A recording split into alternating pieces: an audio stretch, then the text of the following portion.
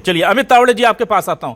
अमित तावड़े जी, राम भक्तों की आस्था से खिलवाड़ के आरोप तो आप पर लगते थे, रामद्रोही तो आप ही थे, और राम के नाम पर इतनी लानत मानानत सहने के बाद अब जब ये सब कुछ हो रहा है तो क्या कहेंगे आप? देखिए, हम तो शुरू से कहते थे कि चौकीदार ही चोर है। उस समय तो भारतीय जनता पार्टी के नेताओं को बड़ा बुरा लगता था, लेकिन आज भगवान राम का न्याय देखिए कि जब भगवान राम के अपनी आस्था के प्रतीक पर जब सवाल जी आया, चंदा चोरी हुई, तो आज वो लोग आपके चैनल पर बैठ नहीं पाए, इतनी हिम्मत नहीं जुटा पाए कि आपके चैनल पर बैठकर आए। वो लोग आज नहीं आ पाए जो ये कहते थे कि जो राम को लाए हैं हम उनको लाएंगे। आपने वो पोस्टर देखा होगा जब राम मंदिर का उद्घाटन हुआ था, तो नरेंद्र मोदी जी उनके हाथ में पकड़कर, उंगली पकड़कर भगवान राम और नरेंद्र मोदी जी आगे बढ़ रहे थे। तो आज क्यों ना जिम्मेदारी उनकी तय की जाए कि जिन्होंने अयोध्या के प्रभु श्री राम मंदिर का जब उद्घाटन किया था, सारे शंकराचार्य के विरोध के बाद भी किया था, और उन्होंने उद्घाटन किया जिसमें शंकराचार्य उपस्थित नहीं हुए। तो ये सारी की सारी जो आज चंपत राय जी का नाम नहीं है, अनिल मिश्रा जी का नाम नहीं है, ये चंपत राय जी वही चंपत है, और इन्होंने इस तरीके से चपत लगाई है कि पहले ये एक कमरे के किराए के मकान में रहते थे, आज बड़ी बड़ी सैकड़ों एकड़ इनकी यूपी में जमीन है। वरिष्ठ पत्रकार हमारे उत्तर प्रदेश से आते हैं, शीतल पी सिंह जी बताएंगे, कई गाड़ियां हैं इनके पास। और आज मैं आपके चैनल पर बैठा हूं, बड़ा आश्चर्य होता था भोपाल में मुझे जब आपके चैनल पे बैठकर मैं भारतीय जनता पार्टी का विशाल कार्यालय देखता हूं। 200-250 करोड़ रुपए का जो कार्यालय, भोपाल की सबसे आलीशान बिल्डिंग, ये पैसा कहां से आ रहा है? आज हमको पता चला कि इन्होंने हमारी हिंदू धर्म के लोगों की आस्था की चोरी करी है। तो ये तय होना चाहिए, जिम्मेदारी तय होना चाहिए, नरेंद्र मोदी जी की तय होना चाहिए, और वो भारतीय जनता पार्टी के हर एक नेता, कार्यकर्ता और राष्ट्रीय स्वयंसेवक संघ जो कि अपने आप को स्वयंसेवक बताते हैं। ठीक है, ये चंपत राय जी तो राष्ट्रीय स्वयंसेवक संघ के ही खास है। तो आज चंपत राय के ऊपर एफआईआर क्यों नहीं हुई? उनके चलिए ठीक है, मैं शीतल जी के पास आता हूं, फिर आऊंगा आपके पास। अमित जी, जिनकी जिम्मेदारी। जी अमित जी, शीतल जी, ये देखिए बहुत बड़ा मैटर इसलिए हो जाता है सर कि पहले तो इतना जितना टाला गया, फिर मामला जब पूरा ही खुल के सामने आ गया, एक के बाद एक कई गवाह आ गए, सबूत आ गए, तो फिर ऐसा लगता है बेबन से एसआईटी बना दी। एसआईटी में भी जिन लोगों को रखा गया उनको लेकर विवाद हो गया, फिर उस एसआईटी की रिपोर्ट को सार्वजनिक करने की बजाय कहा गोपनीय, हम नहीं बताएंगे। फिर उसके बाद 8 छोटे लोगों पर कार्रवाई होती है, पुलिस कहती है हमें इनसे पूछताछ ही नहीं करनी, इनको जेल भेज दो। पुलिस ने रिमांड ही नहीं मांगी शीतल जी, इतने बड़े मैटर की जिसके लिए पूरा देश इंतजार कर रहा है, और इस देश के बाहर जितने हिंदू हैं वो सब राम मंदिर से जुड़े हुए हैं, उनकी आस्थाएं जुड़ी हुई हैं। यूपी पुलिस को लगता ही नहीं इस मुद्दे पर कि किसी से कोई बातचीत करने की जरूरत है। ऐसा कैसा अजब हो रहा है? देखिए, एसआईटी नहीं थी वो, ये दुर्भाग्यपूर्ण है कि शासन के स्तर पर इस तरह का झूठ बोला जाता है। एसईटी थी। इन्वेस्टिगेशन तब होता है क्रिमिनल ज्यूरिस्प्रूडेंस में जब कोई एफआईआर दर्ज होती है, तो उसका इन्वेस्टिगेशन एक एजेंसी करे, 2 एजेंसी करे, कोई बड़ी एजेंसी करे, तो इन्वेस्टिगेशन होता है। ये जो चीज थी, जब तक एफआईआर नहीं तो इंक्वायरी हो सकती है, ये इंक्वायरी थी, एसईटी थी ये, एसआईटी नहीं। एक तो ये भ्रम किया गया जिससे लोग 18-19 दिन इसमें फंसे रहे जी। उसके बाद जब प्रेशर लोगों का बना हुआ है, चूंकि ऐसी चीजें सामने आ रही हैं, वो एक संघ ने जो उनका है एक समाज विशेष का, उन्होंने चांदी की सिल्लियों के पूरे वीडियोस और सब जारी कर दिए कि उन्होंने चंपत राय जी को सौंपे थे और आज तक उसके रसीद नहीं मिली उनको। एक महिला आई कि उन्होंने काकभूषुंडी जी की मूर्ति थी वो सौंपी थी, उन्होंने भी चंपत राय जी को सौंपी है, वो फोटो है और सब चीज है, उनको भी कभी किसी चीज का कोई जवाब नहीं दिया गया। और इस तरह के जब बयान आने लगे और प्रेशर बनने लगा, तब हमने पाया कि सरकार ने जो भी कहा कि रिपोर्ट मिल गई है, पहले तो ये खबर आई, लेकिन रिपोर्ट में क्या है किसी को कुछ नहीं पता।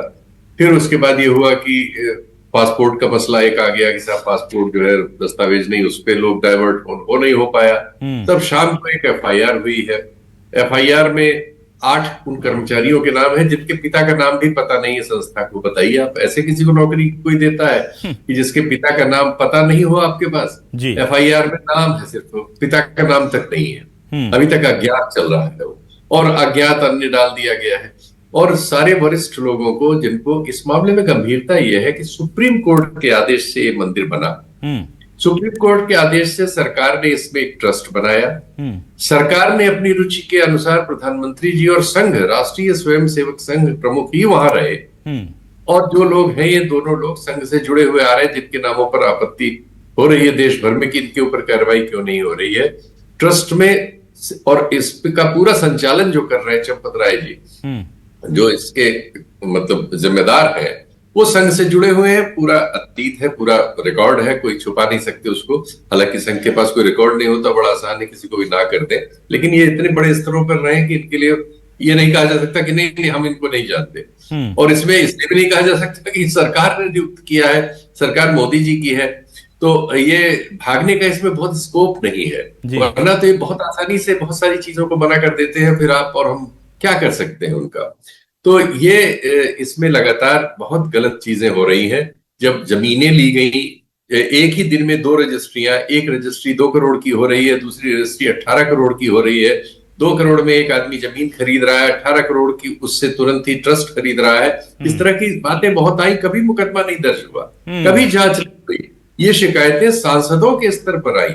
एक सांसद संजय सिंह ने कई दर्जनों प्रेस कॉन्फ्रेंस करके, जो आम आदमी पार्टी के हैं, ये तथ्य दिए, आज भी वो उपलब्ध है, फिर वो दे के आए हैं। लेकिन ये जो FIR है, इसमें जमीनों के जरिए जो धोखाधड़ी पहले की गई उसका तो कोई जिक्र ही नहीं है जी। और अब ये एक और खराब बात हो रही, थोड़ा आपकी डेस्क के लिए मैं शिकायत कर दूं, सिर्फ टीनू यादव को बार बार दिखाना ये और खराब बात है।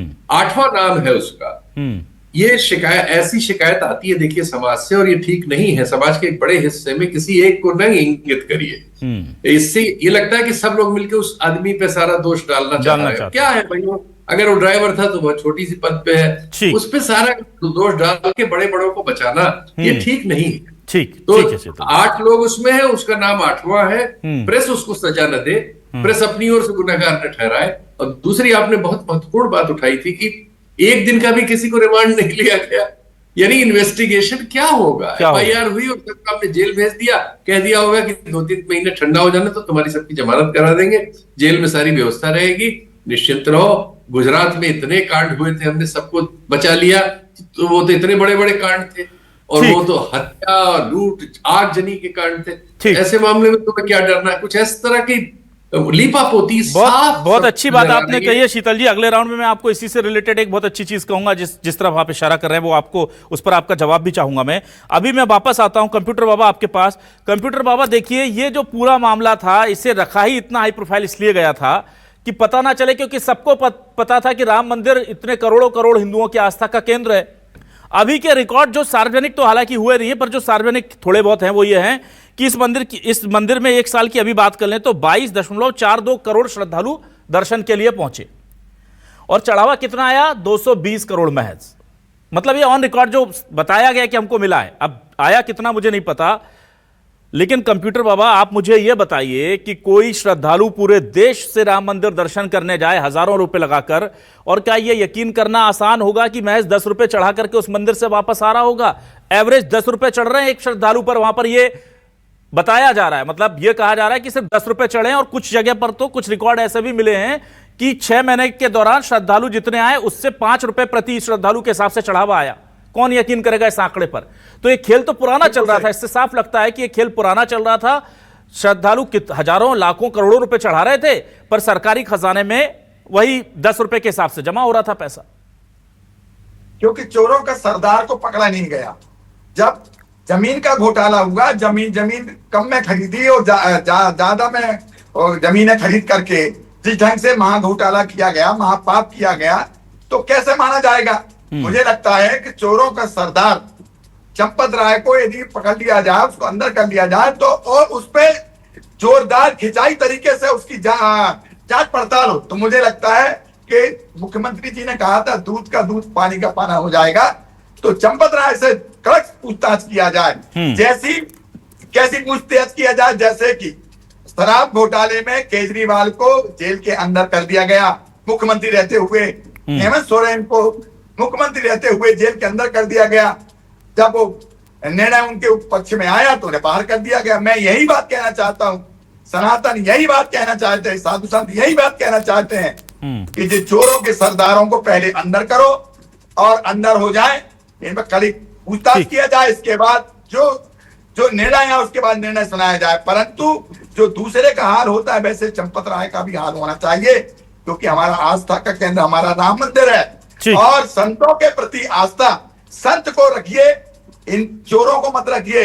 ये चंपत राय चोर है। और बिल्डोजर जो है, मैं आपको एक बात और कहना चाहता हूं, बिल्डोजर जो है, अब योगी जी को बिल्डोजर का मुंह जो है चंदा चोरियों की तरफ कर देना चाहिए, जहां बड़ी बड़ी बिल्डिंगें बनाती हैं चोरी करके। ठीक, मैं आपसे कहना चाहता हूं, बुलडोजर का मुंह कर दो। ठीक है।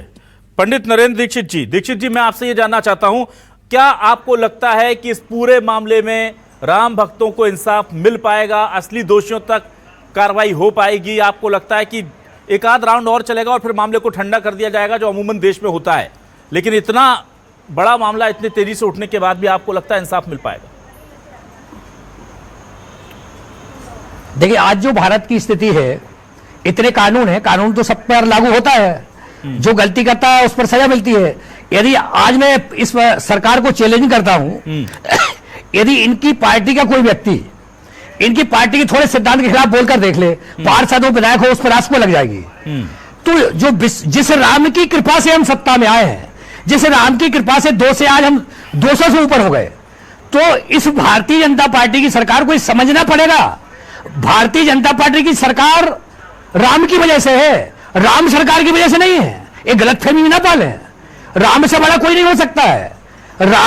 राम की कृपा से आज इस पार्टी का इतना विस्तार हुआ है धर्म के नाम पर, तो धर्म धारण करने की चीज है, धर्म राजनीति करने की चीज कतई नहीं है। मैं भी अयोध्या काल से भक्त रहा हूं, मैं भी राम का भक्त हूं, किंतु मैं ये नहीं कहता कि केवल एक ही पार्टी का कोई व्यक्ति राम का भक्त हो सकता है। मैं तो ये मानता हूं संपूर्ण विश्व के अंदर जो हमारा सनातन समाज है, जो हिंदू है, वो सब राम के भक्त हैं। पहले तो इस बात का नशा उतार ले लोग। यदि आप बड़ी बड़ी बातें मारते हैं तो अभी तक तो फांसी पे लटका देते हैं उसको पकड़ के, सबको सब जानकारी है। अरे भाई, कैमरे लगे हैं, वीवीआईपी कैमरे लगे हैं, इतने तेज कैमरे हैं कि अमेरिका का राष्ट्रपति देख लेगा अयोध्या में क्या हो रहा है। कोई खुफिया कैमरों की कोई कमी नहीं है, शासन प्रशासन की कोई कमजोरी नहीं है, और मुख्यमंत्री योगी जी दबंग मुख्यमंत्री हैं, भारत के नंबर 1 मुख्यमंत्री हैं, उनकी कथनी करनी में कोई अंतर नहीं है। ये बहुत बड़ा मामला है, इसमें बहुत बड़ी साठगांठ है और बहुत बड़ी प्लानिंग है।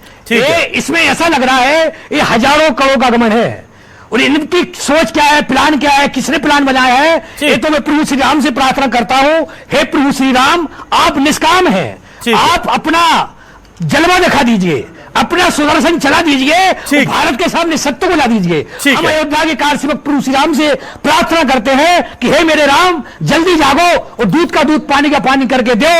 और इन ऐसे नेताओं को नजर जरूर उतरने चाहिए जो अपने अहंकार में चूर हैं। ठीक है नरेंद्र जी, ठीक है दीक्षित जी, मैं उनको ललकारता हूं, मैं ठीक है पंडित जी, मेरी वजह से तुम लोग वहां पहुंचे हो। मेरे राम के साथ छल कपट करना छोड़ दो, अन्यथा अंजाम बहुत बुरा होगा। ठीक है, राम प्रभु सबका कल्याण करें। ठीक है दीक्षित जी, बस हो गया सर, समय खत्म हो रहा है। पंडित जी बस, पंडित जी ठीक है, आपकी भावनाएं हाथ है, मैं समझ सकता हूं, लेकिन समय की मर्यादा है। मैं वापस आता हूं जल्दी से।